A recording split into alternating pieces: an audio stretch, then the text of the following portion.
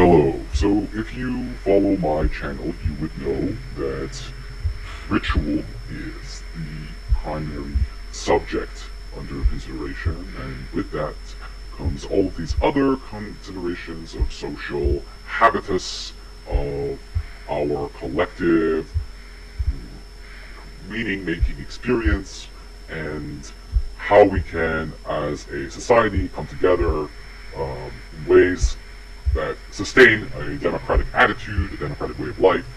I think those are important things that we do in society, and one of those things is, for example, to have a duty to listen to other people, or this is a kind of argument being made, that we need to have rituals that have that where we listen to each other rather than rituals that reaffirm another way of life, or rituals that reaffirm collective individuality, collective individualism, rituals that are connected to, unfortunately, a capitalism and a justificatory post-purchasing bias, collective post-purchasing bias, justification of this capitalism as well, which is fine, but we have to analyze how it has other effects. Maybe it drains the other possibilities of our human existence, other ways of doing collective social work, for example, that we find in churches or that we find in various other settings, and even that capitalism itself takes up, because when you go to the mall, you don't necessarily consume, you're not necessarily a consumer, but you participate in hanging out, and you might not even have any money, right? Especially in this inflation era, where and one of the cyberpunk questions, and this is one of the real things, and cyberpunk questions that we ask is, what will we do with our infrastructure, Detroit-style infrastructure? How will we recreate? How will we rebuild from the ashes? And one of the ways that we rebuild from the ashes is through ancestral reverence. And one of the things I really like about channels like these primitive technology channels, where they, for example, this guy's trying to find iron from sand, is really interesting, because even though we might not know what happened, how people were living 2,000 years ago, how people were basically surviving during their existence, right? This kind of survival thing was basically the early ritual, right? This guy basically has to do the same procedure over and over again, and you find this in a lot of old, primitive technologies, old media, where you have to, for example, chisel on stone, for example, right? You have to really work all day just to write a couple sentences, or the fact that this guy has to basically weave through sand, wave after wave of sand. This is a ritualistic attitude that perhaps was something that would happen 2,000 years ago, 5,000 years ago, 10,000 years ago, and even further, because we don't really know about our technologies. Right? We invented fire. Perhaps people differentiate, right? People differentiate between when we invented fire. 200,000 years ago, some people say 1 million years ago. There's different estimates, right?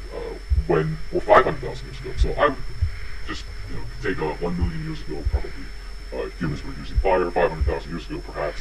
And there's one of the questions that people ask is, for example, is that why did it take so long from the invention of fire, for example, if it was 1 million years ago, if it was 500,000 years ago, and the primitive tools that we had, to modern-day civilization and farming 3,000 years ago? And this is what something like Graham Hancock would say, or something like this primitive technology channel could show, is that basically that's not true. Basically, there were maybe civilizations, maybe the dinosaurs had some sort of early civilization, I don't know. Maybe they bred. How do we know? Like, the behavior of dinosaurs, we could never know. We could estimate from, or guess from, what we have today. But one of the big questions, even within academia, that is alternative to this kind of Graham Hancock approach is, why did it take so long for modern-day civilization, what we would call civilization, the last 10,000, 5,000 years, why did it take so long for that to, or cities, and how can we define that? Is with cities and with other forms of farming, agriculture. There's various cases, but as we can see, this gentleman here is making iron without the need for cities, without the need for all of this kind of extensive civilization. So perhaps it's possible to have, those kinds of things, and for that oral history to be passed down, and for that oral history to be passed down from perspective. That's what someone like Jung and all of the Joseph Campbell and all those guys, Jordan Peterson, is so compelling, and why I think that the left's attack against that kind of like the hero's journey is bullshit. If you can search that video, like the reasoning that is given for the hero's journey being bullshit, yeah, sure, maybe, but at the same time, we did all human beings at some point did sit around the fire for 500,000 years. We, all forms of humans, we sat around the fire, and what did we do around the fire? We would ultimately tell stories, oral histories, and what would happen when we tell those oral histories? We would come up with the same rhymes and repetitions, the same kinds of rhythms, the same kinds of patterns, the same kinds of oral histories, the same kinds of, that kind of tradition is important to uphold, maintain, and communicate. And that tradition, as we can see, has found itself in new media worlds, finding itself reinventing itself within every new media world. When there's stone writings, there's something. When there's paper writing, there's the society changes as as different kinds of classes and professions are made with new technologies and new media, new ways of communicating with each other. As we find new ways of communicating with each other, we actually change what is being said. What is being said is being changed by what is being said. That's the beauty of the work of Marshall McLuhan, who, of course, is a staunch Catholic. Okay, so why is because in a contingent world, it is important to hold on to that which is changing. And I just want to say, in your life, and I want to end this video with this, in your life, I think that it is impossible to evoke your ancestors in your everyday life. And this is basically my Confucianist spirituality. I've changed religions many times. I think that it's possible within your DNA. There's history. There's within your dreams. There's ways to communicate with the DNA information within your body, right? And those ways to communicate with the DNA information in your body, psychological ways, Jungian ways, these kinds of, and when we do that, we're connecting with a deeper humanity. We're communicating with a deeper conversation. So one of the ways that we do that, why I'm basically as a missionary for ancestral reverence here, because it's something that happens in other places, but it's not necessarily a thing that's conscious in the Western or especially Anglo world, right? We might have forms of ancestral reverence here and there, we do, but the problem with Western ancestral reverence is that, again, we go back to that primitive technology question, which is it goes back to only a certain time. So it goes back 10,000 years, and it just doesn't give the possibility for a whole, 500,000 year kind of ancestral reverence. So we can see like lots of Viking worship, a lot of privilege worship, and it's the same thing. So we see a lot of that kind of like nationalism. Nationalism is very short-lived, right? Nationalism wouldn't exist without the invention of the newspaper. Nationalism, and that's what another McLuhan-esque argument is, that without the newspaper, there wouldn't necessarily be a collective drive of Vive la France. That's something that the printing press brought about, this kind of way of communicating with the masses, right, and saying that we are one, we all speak French, or we will be all speaking French, and that brings the nation together. In a way, that's a good thing, but also it's a double-sided edge, because what happened in France when there was a revolution is that the Parisian French took over all the other forms of possible French, post-Latin Frenchisk languages, like what we have in Quebecois, or in the south of France, or Brittany, or other places, right? So that process of colonization, of internal colonization, happened throughout the whole world, and it basically limits our ability to connect to that spiritual aspect of our basically longer history. So maybe we could use that. Maybe we could use these technologies to basically connect to the longer aspect. So that's, I think, the way we would fight this kind of racism in our society is through this kind of way we would fight racism, the way we would fight hatred between ourselves,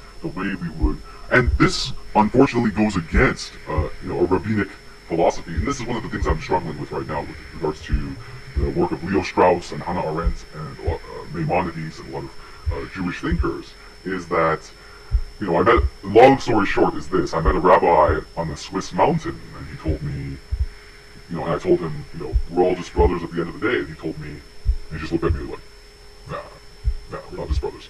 And that kind of like jolted me a little bit, and it makes sense, if, come from a history of oppression, then you might not think that we're all brothers and sisters, but I think that's the power of being in the world. I think that to truly respect our ancestors, to truly respect the earth, to truly respect the interconnectedness of our species and help the environment, be thoughtful about the environment, to create collective habits of being thoughtful about the environment.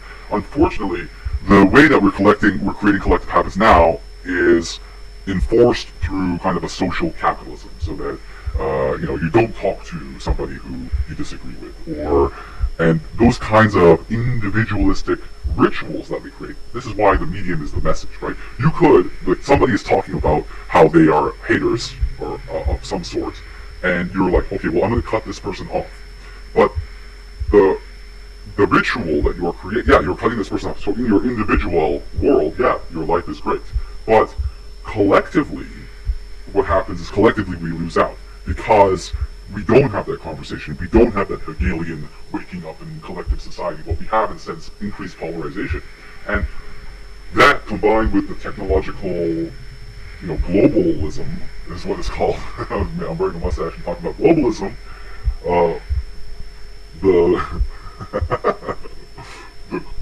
That's where globalism comes in, where in the past, is what Mark Fisher talks about. In the past, we had different eras for music. We had the 70s music, 80s music, 90s music. But now it's kind of just like the internet, and I could go to 1965 and in the Bronx and find something, or music from 1932 in the China or something, and just be very specific in my search and just search in that direction. And this is just a very postmodern attitude towards music, whereas in the past, when you go to the record store, I mean, you still go to the record store, but it's eclipsed, let's say, by a greater, more powerful culture, a greater sun within all the other suns, and that this is the sun that we all worship, and that is the sun of neoliberal individual capitalism. And this individual neoliberal capitalism takes over every aspect of our society, takes over all post-purchasing bias regarding this. It's a self-replicating system. It's a self-replicating system. It's a self-fulfilling prophecy that we create, and the rituals that we create, and our idioms and our everyday expressions with one another. So, what can we do to deal with those idiomatic expressions? And that is a big question, is basically, what is a meaningful response to your idioms? Because we all use idioms, we have to use idioms. And what I mean by idioms are basically unconscious or semi-conscious repetitions. And that's what I'm talking about, the repetitions. Difference and repetition. If you want to get into that zone, which I don't want to go at all. I'd rather stay in the other worlds. Okay. Difference and repetition, look it up. So, what we're doing here is sum up the video, okay? To respect the ancestors is to participate in the repetitions, is to participate in the rituals, to consciously participate in the rituals, to steer the rituals and to participate in the rituals in a conscious way, in an open, conscious way, in a way that, and I'll give you an example here. Design, right? Design is a kind of way in which things become seamless. Media becomes seamless. That's what a lot of design is meant to do, right? Door, the best kind of door, is the kind of door that you might not recognize and just works seamlessly with your home. It doesn't impede on your existence, or it makes things seem seamless, flow, right? That's what a lot of design is meant to do. Whereas, for example, and that's what YouTube is meant to do. And that's what a lot of YouTube videos are meant to do. They just flow without necessarily thinking, or and even if it does try to, there are some YouTube videos that are good. I'm trying to make good YouTube videos, but even if it does try to make you conscious, it does it in the medium of the flow. It participates in the capitalist medium of the flow, and that's why YouTube as a whole is biased. Is a bias because YouTube is a medium, is a technological revolution in a way. YouTube and the evolution would be like TikTok. That kind of, and we all know what the TikTok format is. We all know what the YouTube format is. Oh, hey, like, subscribe, blah, blah, blah. And then there's the TikTok, there's an even more intense version of that. Yes, I've seen very informative TikToks, but, right, I'm talking about the medium itself as being a message within itself. So when the medium is a message within itself, you can become conscious of, so it's not so necessarily seamless. You can have a conscious seamlessness. So is it possible to have a conscious seamlessness? Or, and this is one of the things I love, an example of a turnstile that an artist made, a turnstile that, I forgot the artist's name, I'll put it in the description, the turnstile that takes, the minimum wage in New York is supposedly $7.50 an hour or something. It turns so that you make $7.50 an hour, but so you turn the box and it pushes out these little pennies. It makes a penny basically. So, but the amount of effort that it requires to push a penny, and is so difficult, right? You could do that in 1 hour and make $7.50 in an hour, but it's just so much effort that people give up actually doing that. And what's amazing about this project is that it goes against basically design. Design is supposed to make things seamless, whereas this kind of project makes things conscious. And another example of this was the video of how to use a door. There was a video of how to use a door, and the guy's like, okay, you turn the handle, and you open the handle, and you open the door. And that is a really good video because it makes you conscious that the medium does matter, and the medium is there, and you could, versus a capitalist neoliberal efficiency, right? That the medium becomes seamless. Whereas democracy, and this is something I disagree with regards to Zizek. I think Zizek has a worldly perspective on this, and I have a more optimistic perspective.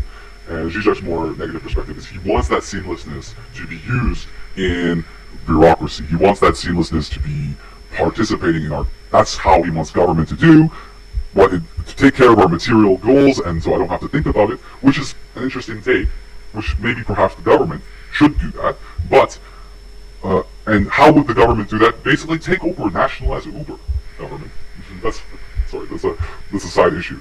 But what I'm advocating is basically within maybe the government and maybe the boring realms of our lives, of material ends, that we need to, exploit. It might not be boring. We need, to basically win at this game, we need to either be a manager that creates value by actually creating value, or creating value by exploiting people, by making people, pushing people into certain situations, or like motivating people, let's say, to become, a hammer pusher, a button pusher.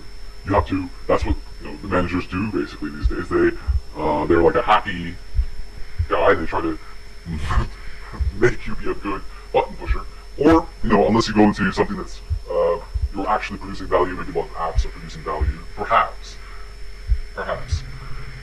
So maybe a lot of apps are not producing value. So that's the same kind of question, which is basically when we create a media, the rituals what kind of rituals is it creating for our lives? So this Bejeweled game that everybody plays, or these games that people play, fine, you can find positivity in it somehow, But I remember I was in the subway and there's 5 people playing the Bejeweled game, and they weren't talking to each other. They didn't know each other. There was 5 random people. They were all playing Bejeweled, and a part of me just wanted to wake them all up and be like, "Hey guys, you guys are all playing Bejeweled. You should talk to each other." Like, there's 5 of you. You know, I'm kind of a weirdo like that. But you know, you need some kind of spark to, you know, what is it that you're creating, Bejeweled?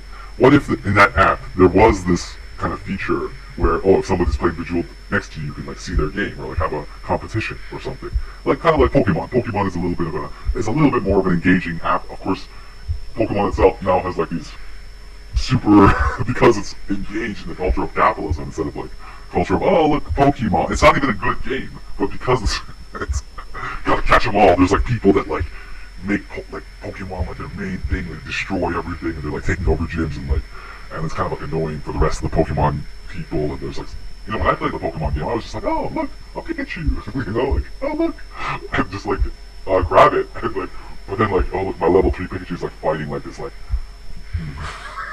So that would be the equivalent in the real world, where there's just like these intense players that run around just like murdering everything. Or I don't even know if that's what's happening, but in World of Warcraft, for example, in the South Park episode of World of Warcraft, that's what happens.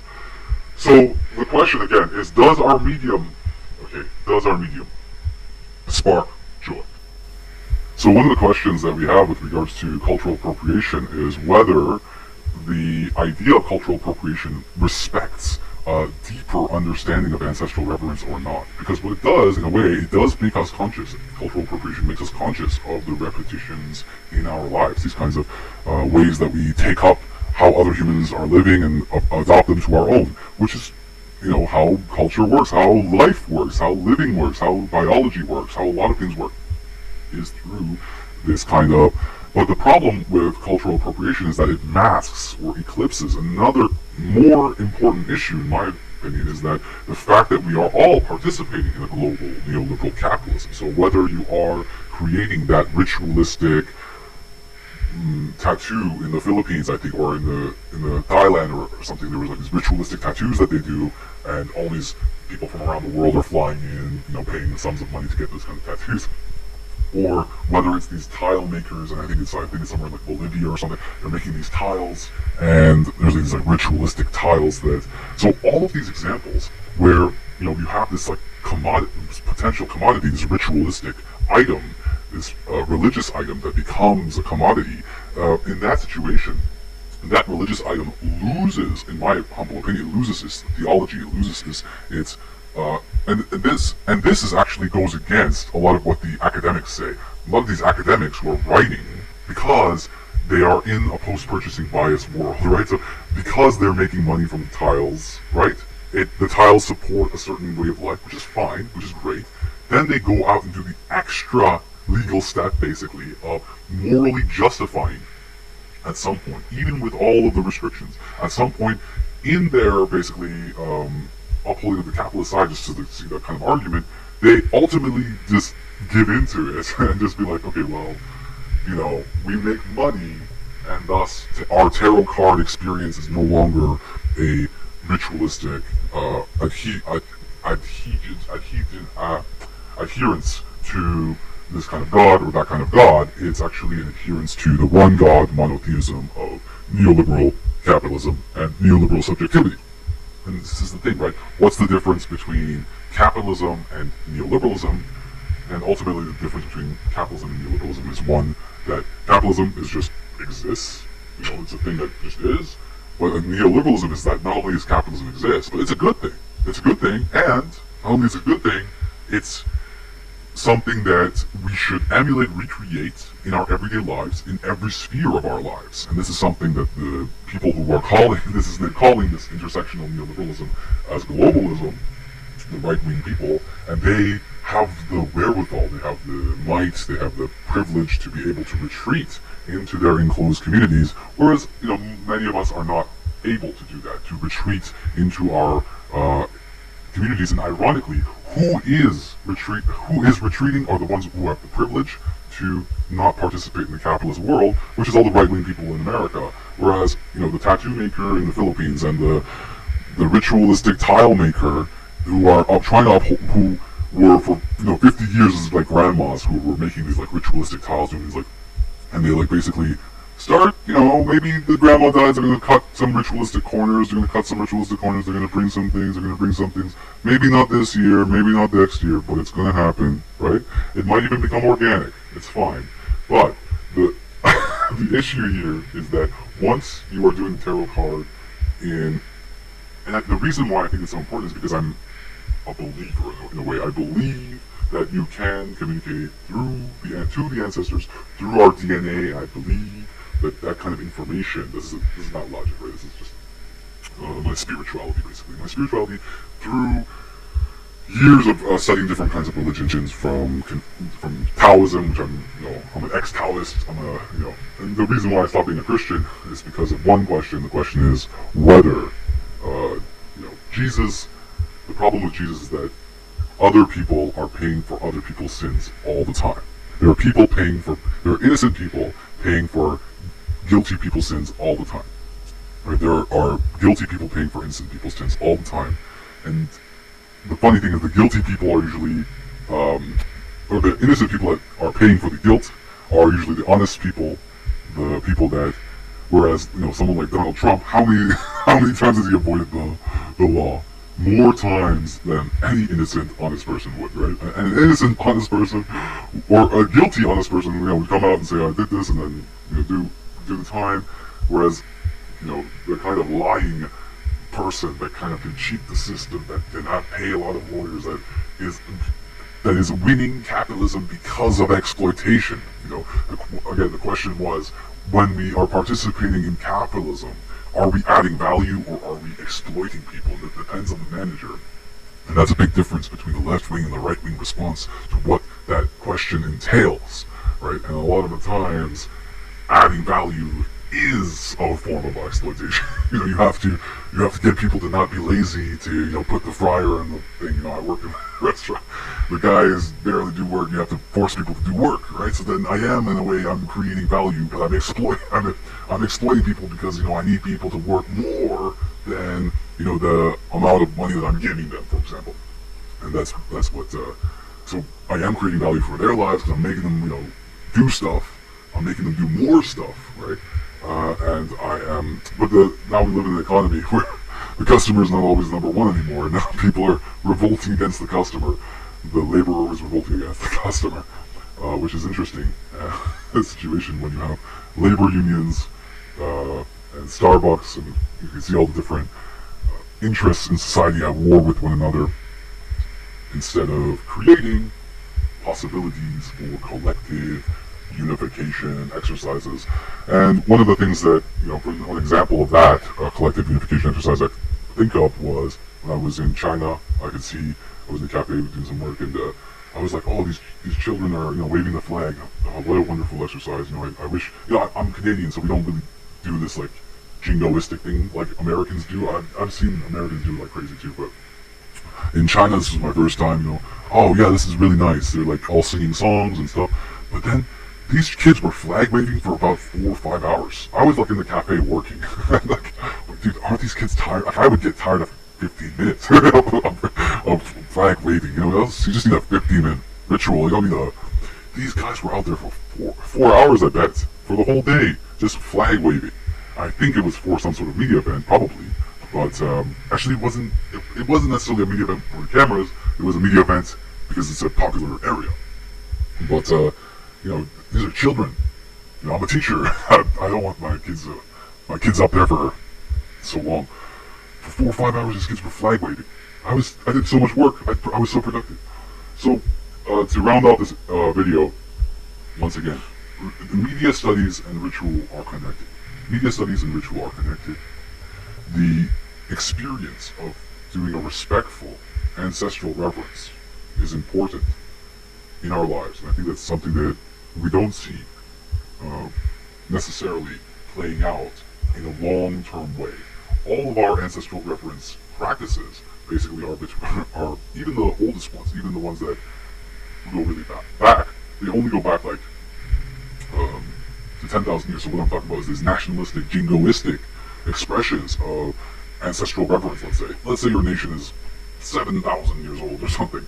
Even if you believe in that continuity, which I don't, obviously, because every king is a different situation, every ruler, the language itself is changing. There's so many changes within the last 2,000 years of civilization. If you just look at the timeline of world history now, you can see all the shifting geographies and how England grows and shrinks, and how Spain grows and shrinks, and how like different countries take over different worlds, and there's always change, and how French was a certain language and then it became another language, and how all these shifting things are happening. It's impossible to talk about continuity, but regardless of that, we are, what's important here is that we find continuity where we can, so we respect the rituals, but then we also create these imaginative, alternative possibilities for even older rituals, which I think those kinds of primitive technology channels are kind of doing, even though they, on initial glance,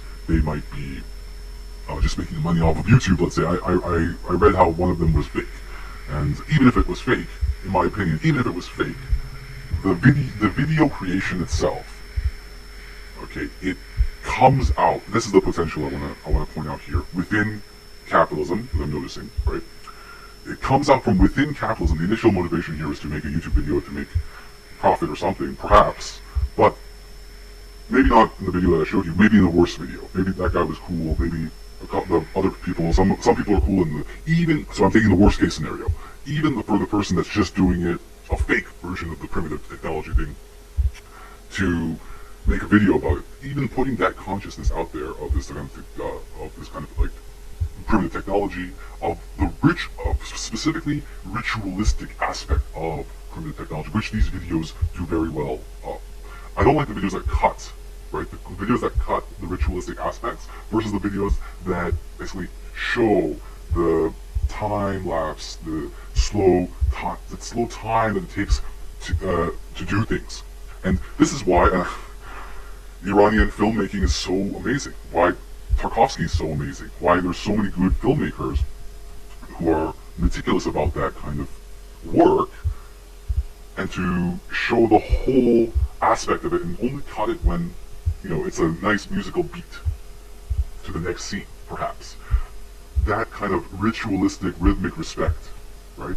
Of paying it, and because when you do it rhythmically for a video, it says that you're doing it consciously. Everything in a film is conscious, right? You're doing it consciously. So, thank you for taking the time to listen. I'll give you another channel reference at the end of this video to a video channel about Gilaki culture, which is actually my culture. And I think that this channel, again, is another aspect, another version of this respect for the ancestors that I think we need more of in our society collectively. And I think that, unfortunately, what we're doing instead is we're destroying tradition, and we are replacing it with even more contingent traditions. So all traditions are contingent, but some are less contingent than others. Right? And we need to keep those those progressive, long-lasting traditions. But unfortunately, what we're doing is we're destroying even the progressive traditions because of the fact that it's a tradition and it's made by some male, perhaps. Okay. All right. So thank you for taking the time to pay attention to your rituals in your life and to pay attention to the medium when you are participating in. And that's basically why I do my YouTube channel, is a low-tech brainwashing, right? Low-tech brainwashing is this kind of jolty video that I make. It's like I make it on purpose, right? Everything in film is on purpose. So thank you so much.